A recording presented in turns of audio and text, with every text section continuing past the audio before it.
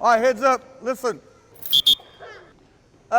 We have a donation of buckets over here, all kinds of good ones. So if you're bowling today, or if you forget your marbles, borrow a shooter from some friend, and over there you can win a lot of free ones today. My name is Jerry Halstead. I'm a PE teacher in Boone County for 34 years.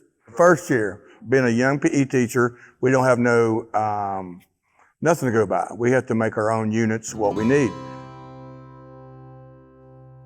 Well, I always wanted to introduce old school, recess, 1930 type deal. Everybody knew my Uncle Ray was the man of marbles, and he taught me how to play. There was no internet then, so he taught me everything, and we played, and then it took off. Jacks, I did jacks, and they didn't bite on that. Didn't bite on hopscotch either, but they bit on the marbles. Got it, girl. That's in there, baby. Got one, shoot again.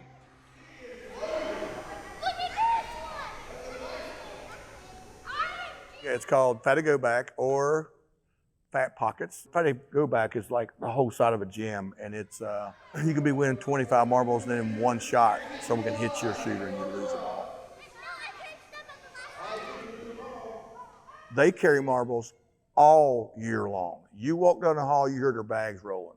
They're always trading on the playground. They got to a point where it was driving the teachers crazy.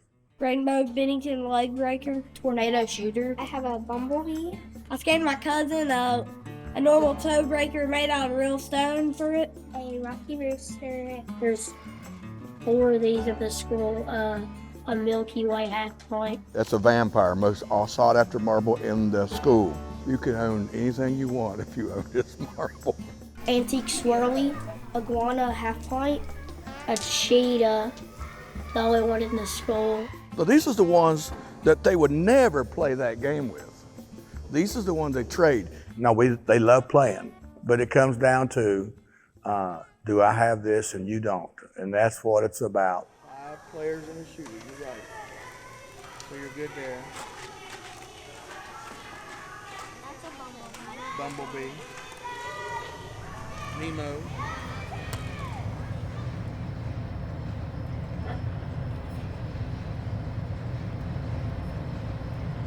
Every marble starts by being a rejected piece of glass, and that's actually the edge of a stained glass window. And all these little pieces will someday not be broken pieces of glasses any longer, but actually be a marble.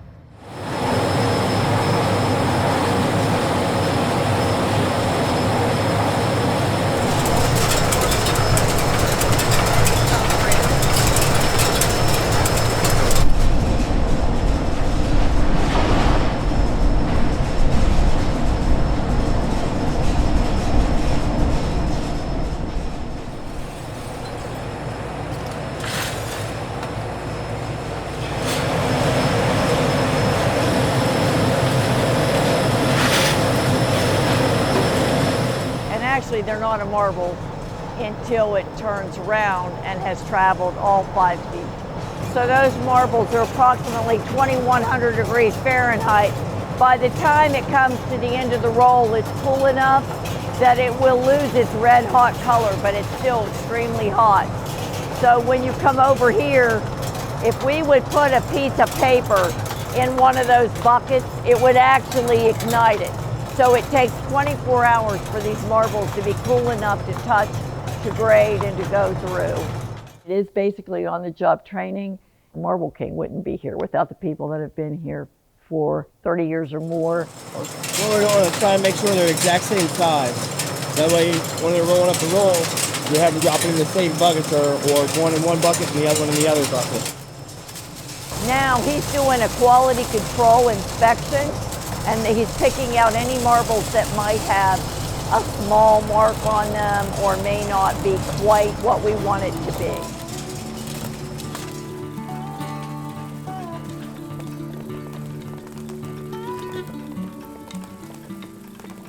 And then there's the fun stuff. There's the marbles that you play with. My dad actually formulated a process where the cat's eye is actually a true eye.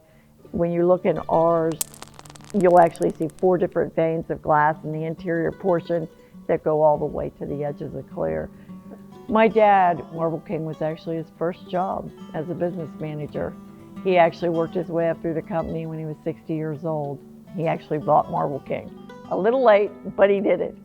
So as we are celebrating our 75th anniversary, we felt it would be a true tribute to him to do a very special cat's eye that we've never done before. Turned out beautifully, the ones that we've made so far. They're a peacock blue and they're totally awesome. And the guys love it. They love it. They love that part of this job. We're making the different cat's eyes, trying to make unique swirls, trying to do unique things with this glass. Be a glass artist. Do what you want. Here's the stuff. Let's see what you can make. And then once it is,